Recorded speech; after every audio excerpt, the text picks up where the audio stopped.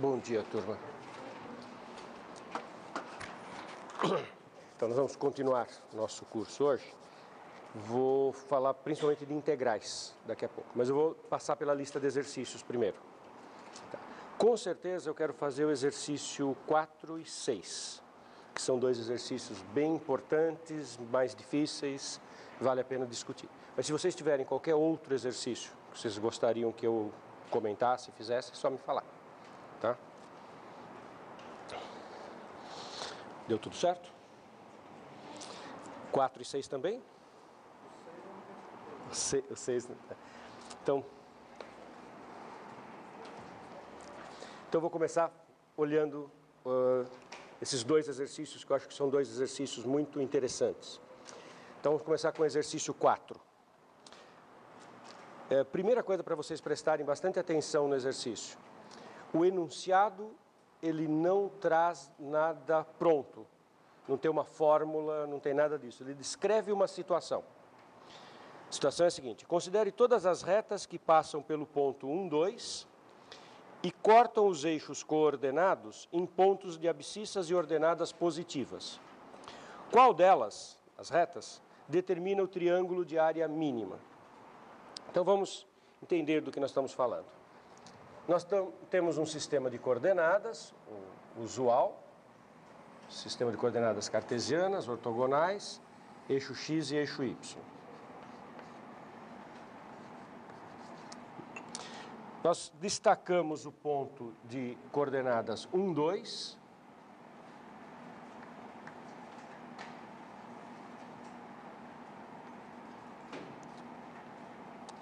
E consideramos todas as retas que passam por esse ponto.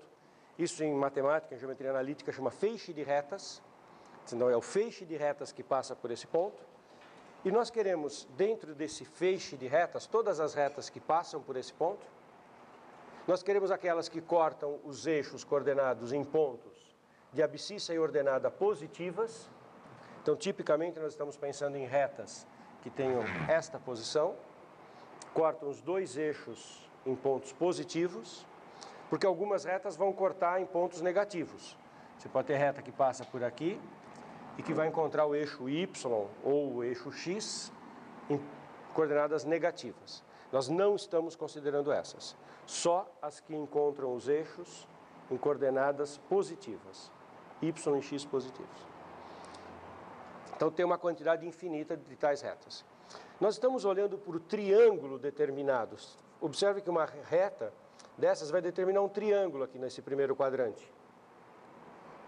Os dois pontos de encontro e o eixo das abscissas, e o centro do sistema de coordenadas. Preste atenção, quanta coisa não está dita no enunciado. Você tem que interpretar o enunciado. Você tem que sair atrás de uma interpretação do que está ocorrendo. O triângulo é o triângulo formado por essa altura, essa base. Então, os vértices são os pontos de encontro e a origem do sistema de coordenadas. Dentre todos esses triângulos, eu quero um que seja aquele que tenha a área mínima. E é isso que eu quero encontrar. Então, trata-se de um problema de mínimo. Minimizar uma área. Ainda antes de fazer qualquer conta, dá para perceber que a pergunta perguntou por área mínima. Alguém poderia falar, e qual seria o de área máxima? Dá para perceber intuitivamente que não tem, que só tem de área mínima. A área máxima não vai acontecer. Sabe por quê? Olha que bonitinho. Pensa em retas que vão ficando cada vez mais verticais, em que esse ponto X aqui vai se aproximando do 1. Aí essas retas, bem verticalizadas, elas vão gerar triângulos que têm base sempre um pouquinho maior do que 1, mas não 0, maior do que 1. Porque o ponto aqui vai se aproximando do 1 e o ponto Y então vai aumentando lá para cima, porque a reta fica quase vertical, a intersecção fica muito alta. Esses triângulos vão ter áreas cada vez maiores, porque a área do triângulo é base vezes a altura dividido por 2, a base é sempre maior do que 1 e a altura não para de crescer. Então vou tendo áreas cada vez maiores. Então, se eu fizesse perguntar, qual é o triângulo de área máxima? Não tem. Nessa família de triângulos, há triângulos cujas áreas são crescentes e vão para o infinito. Então não tem sentido perguntar a área máxima. Agora, tem sentido perguntar a área mínima. Em alguma posição aqui no meio vai ter o de área mínima. Ok? Vocês percebem que não tem nenhuma fórmula dada, tem uma situação descrita. Isso é uma coisa importante de vocês observarem. Quando a gente sai da vida da escola e vai para o mundo real, né, daqui a alguns anos vocês vão estar trabalhando como engenheiros, como médicos, como arquitetos, farmacêuticos, qualquer coisa, economistas, e vocês vão resolver um problema do mundo real. O problema não vem formulado com uma formulinha. O mundo real não nos dá uma formulinha pronta e fala, faça o gráfico dessa função, ou calcule a derivada. O mundo real nos dá problemas, descritos por situações. E a gente tem que interpretar o problema, equacionar o problema, quando é um problema que vai ser resolvido por equacionamento. Isso chama-se modelagem do problema. O problema está descrito em palavras, e nós vamos equacionar o problema antes de qualquer outra coisa. Então, não está óbvio aqui como é que eu equaciono o problema. Isso é uma parte difícil do exercício, que é o que a gente chama de modelar o problema. Então, até agora eu não tenho fórmula nenhuma, né? Eu só tenho essa situação descrita. Então, agora vamos modelar o problema. Eu quero calcular a área. Então, eu tenho que dar um jeito de descrever a área desse triângulo. Preciso começar a introduzir variáveis, introduzir elementos matemáticos que me permitam montar equações. Então, muitas vezes você tem até mais do que de uma opção de como fazer isso. Esse daqui é bem natural pensar em chamar essa abscissa de x, essa ordenada de y, e essas seriam as duas primeiras variáveis desse problema. Porque o que eu estou querendo calcular é a área desse triângulo. Quero achar o triângulo de área mínima. E a área desse triângulo se expressa de maneira bastante natural, usando esse x e esse y. A área de um triângulo, nós sabemos, é base vezes altura sobre 2. Então, a área desse triângulo é x vezes y sobre 2. Base vezes altura dividido por 2. Ok? Só que aí tem duas incógnitas, x e y, que é mais difícil de trabalhar com duas. Então, próximo passo, elaborar, refinar o equacionamento que a gente acabou de fazer. Eu vou dar um jeito de escrever o y em função do x, para que suma y aqui, fique só x, aí vai virar uma função, e aí eu vou poder usar cálculo para tratar dessa função. Mas, então, o próximo passo é entender esse y. Agora vai ter um pouco de geometria nessa história. Observem a seguinte situação. Tenho dois triângulos semelhantes aqui. Um triângulo que tem essa altura que eu desenhei em cor de rosa, que é 2, tem essa base, e outro triângulo que é o triângulo que eu quero mesmo. Como essas retas são paralelas, os dois ângulos aqui são 90 graus, isso é um sistema de paralelas e transversal, esses ângulos são ângulos correspondentes, são iguais, esse ângulo é comum. Então, os ângulos desse triângulo menor e do triângulo maior são iguais, os triângulos são semelhantes, e semelhança de triângulos me permite escrever proporcionalidade entre os lados. Então, sai a seguinte relação. Cateto vertical y sobre cateto vertical 2. Cateto vertical deste é y, cateto vertical deste é 2.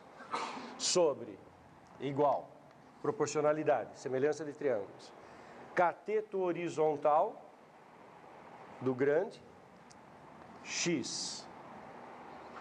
Cateto horizontal do pequeno, x menos 1.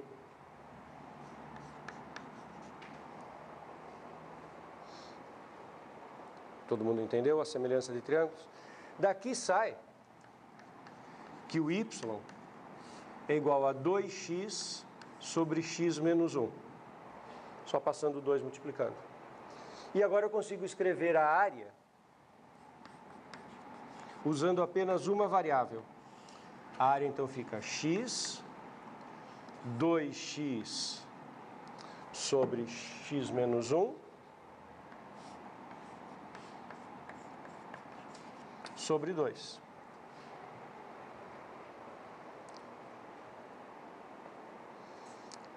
há um cancelamento desse 2, x com x, a área é x² sobre x menos 1. Essa é a primeira parte da resolução do exercício, isso que eu chamei de modelagem. Obter uma fórmula que expressa aquilo que eu estou querendo calcular. Eu acabei de obter uma função de uma variável, da variável x, que me fornece a área do triângulo que eu estou querendo. Agora, a geometria do exercício já passou, agora vira um exercício de cálculo. Agora eu não preciso mais ficar olhando para essa figura. Agora eu tenho uma função e eu quero achar o ponto de mínimo. Aí são aqueles teoremas que a gente discutiu na aula passada. Dada uma função, eu quero achar o ponto de mínimo dela. E aí são as técnicas de cálculo. Problemas desse tipo, vocês às vezes veem no ensino médio, achar coisas que têm mínimo. Por exemplo, entre todos os quadrados inscritos no seno de uma situação, qual é o de área mínima e de área máxima? Só qual que é a restrição que vocês têm com a matemática do ensino médio? A única função que vocês sabem achar máximo e mínimo dentro do ensino médio é parábola. Então, se o problema for suficientemente simples, que ao modelá-lo você caia numa parábola, vocês sabem resolver problemas de máximo e mínimo, sem precisar de cálculo, porque aí é o vértice da parábola. Qual que é a grande vantagem disso? Sei lá que função que aparece. Apareceu uma função que não é uma função básica, e a gente vai conseguir resolver do mesmo jeito, porque os nossos teoremas da aula passada se aplicam para quaisquer funções. Então agora, problema achar o mínimo desta função. Como é mesmo que a gente acha mínimo? Quais são os teoremas que a gente viu na aula passada? Quem são os candidatos a ponto de máximo e mínimo? São os chamados pontos críticos. Qual é a primeira tarefa quando você quer achar máximos e mínimos? Deriva e igual a zero. Você vai achar os chamados pontos críticos. Aí você vai ter os candidatos a máximo e mínimo. Eles podem ser máximo, mínimo, até pode ser nenhuma coisa nem outra, pode ser inflexão. Mas daí a gente tem testes para saber se são máximos ou mínimos. Tem o teste da segunda derivada, você tem teoremas que permitem. Então, primeira providência, derivar. Vou chamar essa função aqui de função a de x. Área escrito em x. Então, calcular a derivada da função área. Como é que eu derivo? Isso aqui é um quociente de duas funções. Então, é a regra do quociente. Por isso que a gente fez, na aula passada, também uma lista de procedimentos de derivação, para ter condições de derivar o que aparecesse nos nossos problemas. Regra do quociente, como que é a derivada? Derivada do de cima vezes o de baixo, menos o de cima pela derivada do de baixo, tudo isso dividido pelo quadrado do de baixo. Então, derivada do de cima, 2x. Abaixa o expoente, uma unidade a menos no expoente, vezes o de baixo, x menos 1,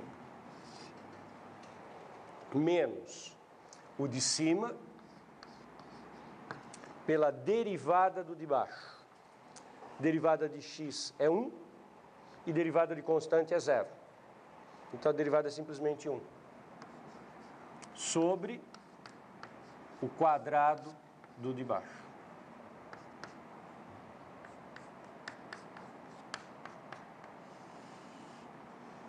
Dois x com x, 2x², menos 2x com menos 1, menos 2x, e aqui menos x².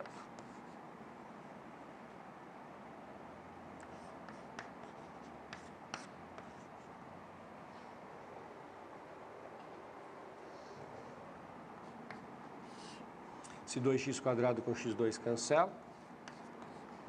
x² menos 2x, x menos 1 ao quadrado. Essa é a derivada. Os candidatos a pontos de máximo e mínimo são os pontos críticos.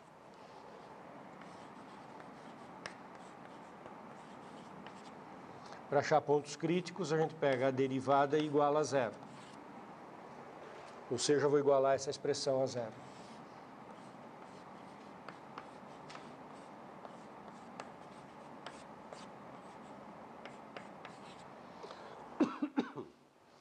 Um quociente igualado a zero só se o numerador for zero. Então,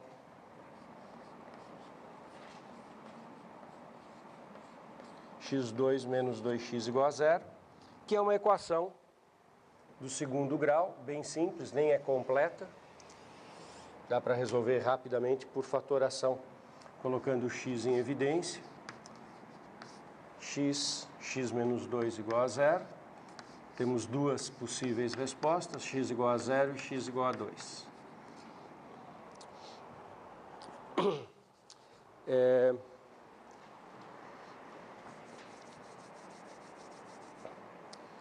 X igual a zero é uma falsa solução, não dá triângulo. Imagine que esse x aqui é zero. Então, passando por aqui, passando pela origem, essa reta não encontra os eixos nos pontos de coordenadas positivas como eu queria. Então, é uma solução que não corresponde à geometria do problema. Essa solução não convém. E x igual a 2 é uma solução normal. X igual a 2. Então, está me dizendo que eu devo cortar aqui no x igual a 2. A gente já tem qual é o valor do y, porque a gente já escreveu o y em função de x. Então, até sei quem é o y que está associado.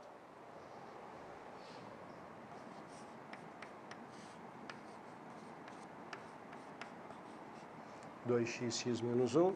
Quando o x é 2, isso dá 4 sobre 1 dá 4. Então, a resposta que o problema nos quer é a reta que corta aqui no valor 2 e aqui no valor 4. Precisa fazer um teste. Eu dei um argumento intuitivo de que não tem triângulo de área máxima. Mas não fiz nenhuma verificação formal de que isso tem área mínima. Então, precisamos fazer algum teste sobre área mínima ou máxima. Então, aí olha quais são as duas possibilidades. Uma maneira é a gente fazer fazer o sinal da derivada. Olhando a derivada, se você fizer o estudo do sinal, você pode concluir que se ela está antes desse ponto 2, se ela está crescente ou decrescente para ver se é máximo ou mínimo. Ou fazer o teste da segunda derivada. O teste da segunda derivada é: deriva uma segunda vez e verifica o sinal da segunda derivada agora no ponto x igual a 2, para ver se é mínimo ou máximo. Então, esse teste não é difícil de aplicar. Fazer a segunda derivada.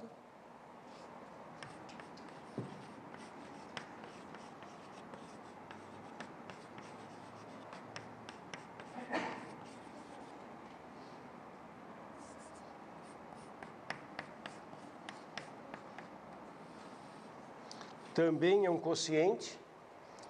Então, derivada do de cima vezes o de baixo, menos o de cima pela derivada do de baixo.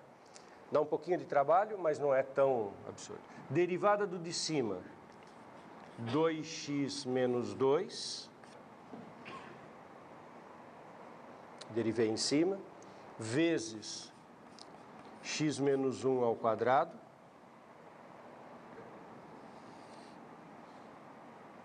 Menos x2 menos 2x, que é o de cima, pela derivada do de baixo. Derivada do de baixo, abaixo o expoente, x menos 1, baixo o expoente 2, x menos 1 elevado a 1, e a derivada do x menos 1, que é 1. No fundo, eu usei até a regra da cadeia aqui. E x menos 1 elevado a quarta. Dá para fazer um cancelamento antes de fazer distributiva, antes de fazer qualquer conta. Observe que dá para cortar x menos 1 com uma vez o x menos 1 aqui e com uma vez o x menos 1 aqui. Então, a gente consegue simplificar um pouco essa expressão.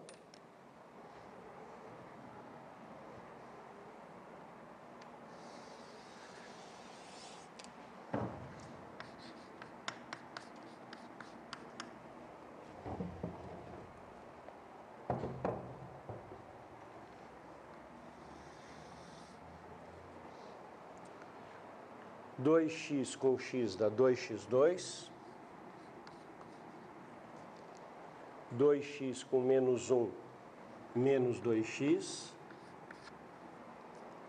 menos 2 com x, menos 2x, menos 2 com menos 1, mais 2. Fiz a distributiva daquele lado. E aqui, menos 2x2 e 2 com menos 2x e com menos. Menos com menos mais, 2x com 2, 4x.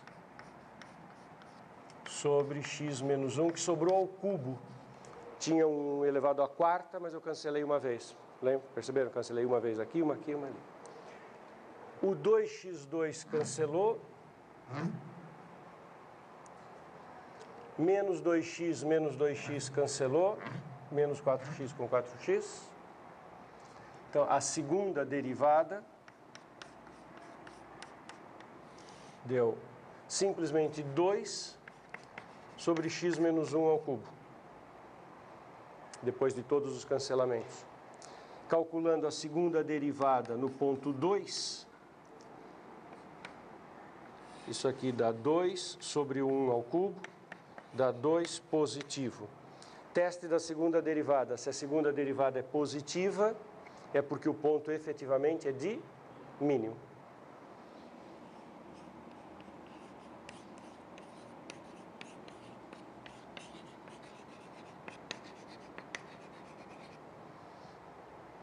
Então tudo fechou.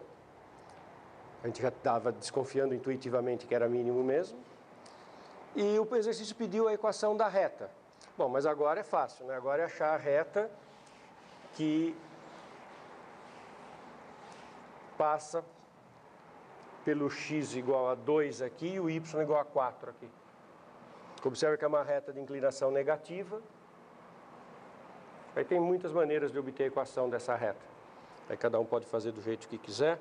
O jeito que me ocorre de fazer assim, o coeficiente angular dessa reta, está vendo aqui, cateto oposto, 4, sobre cateto adjacente, 2. Então a tangente desse ângulo é 4 sobre 2, tangente é 2, coeficiente angular é 2, mas na verdade menos 2, porque é uma reta de inclinação negativa.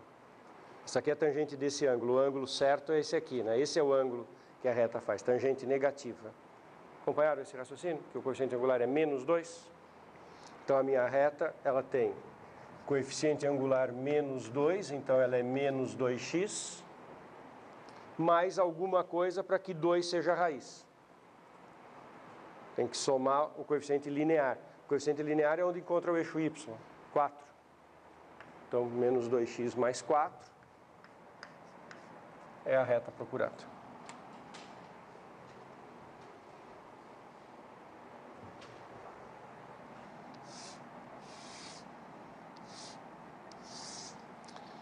Muito bonito esse problema, né? Fala.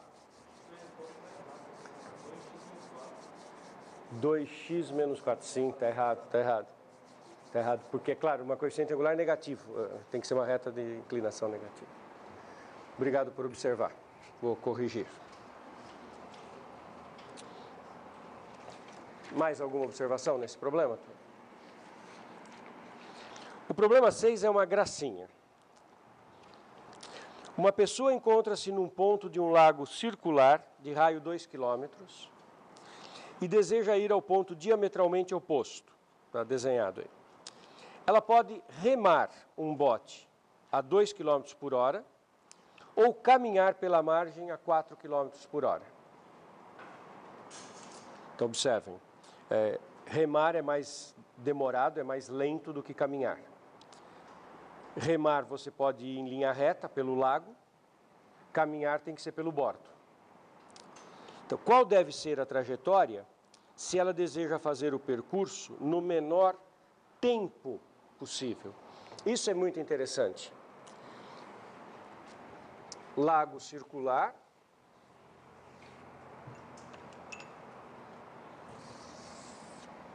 A pessoa está num ponto e ela quer ir para o ponto diametralmente oposto.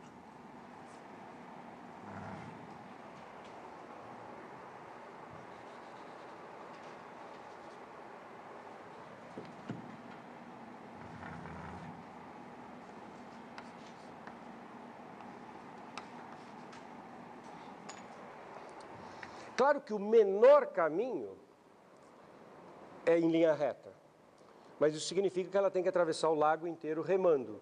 E remando é mais devagar do que andando. Então, não é claro que esse é o melhor caminho. Na verdade, a pergunta é, o melhor caminho por que critério? Se a pessoa está interessada em fazer menor distância, é esse o caminho. Mas ela pode estar interessada em outra coisa. Por exemplo, menor tempo. E aí pode ser outro caminho. Ela pode estar interessada em menor gasto, menor trabalho realizado, menor consumo de energia. Pode ter diferentes critérios para saber melhor em que perspectiva. Nesse exercício, o critério é o menor tempo. E nós vamos ver que não é a menor distância. Faz sentido porque a velocidade em um caso ou no outro é diferente. Bom, de novo, é um problema que precisa de uma modelagem. O problema está descrito numa certa situação. Não tem nenhuma fórmula escrita. Eu preciso inventar as equações que vão modelar esse problema. Na ilustração que eu coloquei, para ver, né, você pode fazer isso indo em linha reta, você pode andar ao longo do lago o tempo todo, ou você pode fazer uma coisa mista. Vai um pedaço pela água remando, e aí um pedaço caminhando por terra. Esse seria a opção típica. Um trecho reto, remando, e um trecho curvo, andando. E a pergunta é qual é a melhor combinação de resultados. Estamos prontos? Bom, de novo, não tem fórmula, não tem variável, não tem nada. Preciso modelar o problema, preciso equacionar esse problema. Observe que nem é muito claro qual é a variável que a gente vai usar. Existem diferentes variáveis possíveis. Alguém poderia usar como primeira variável, essa distância aqui. A quantidade chamada de x, de d, o trecho que eu andarei em linha reta. E expressar todo o problema em termos desta variável. Ou usar outra variável, uma variável que dá certo, não sei se é tão óbvio usá-lo, mas ela funciona, é usar como variável o ângulo desta parte reta.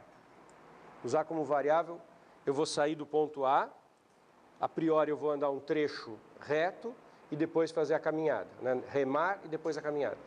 Eu vou usar como parâmetro do problema o ângulo em relação a diametralmente oposto, o ângulo com o qual eu vou fazer esse segmento reto. Quer dizer, o meu problema vai ser parametrizado por esse ângulo θ. Vou montar uma equação usando esse θ. E aí vou usar as teorias do cálculo para achar qual é o θ que dá a melhor estratégia para este critério que é o do tempo mínimo. E o que eu vou descobrir é assim, com que ângulo que eu devo sair remando. Tá. Observe que θ igual a 0 significa sair remando na direção do diametralmente oposto e significa remar o tempo inteiro. Θ igual a 0 será o caso em que a solução é sair de barco e ficar de barco o tempo todo, só remando. Coincidiria menor tempo com menor distância.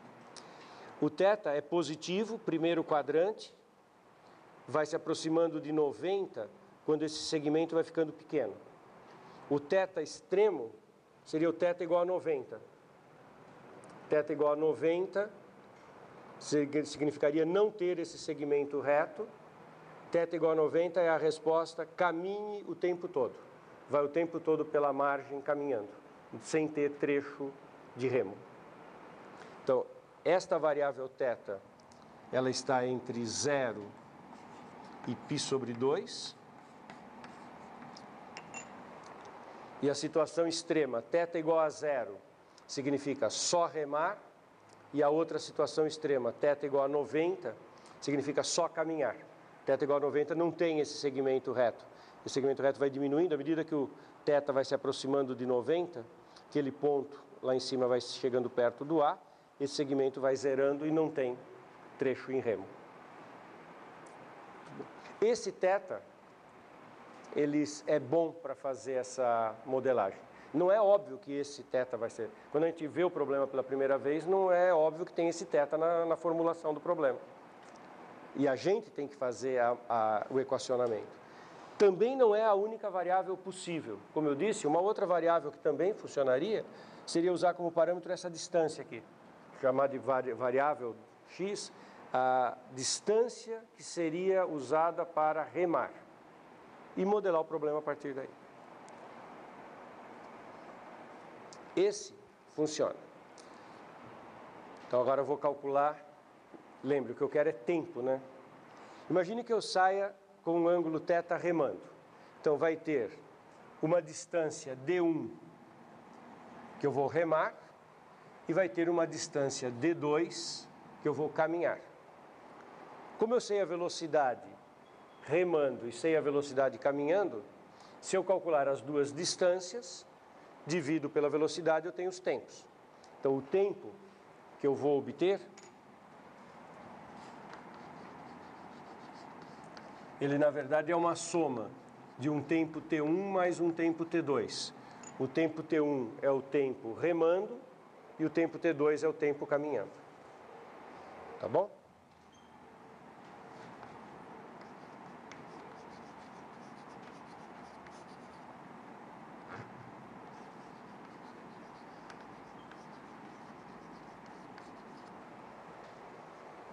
Então eu vou calcular t1, t2, somar e aí usar cálculo em cima para fazer a conta que eu quero.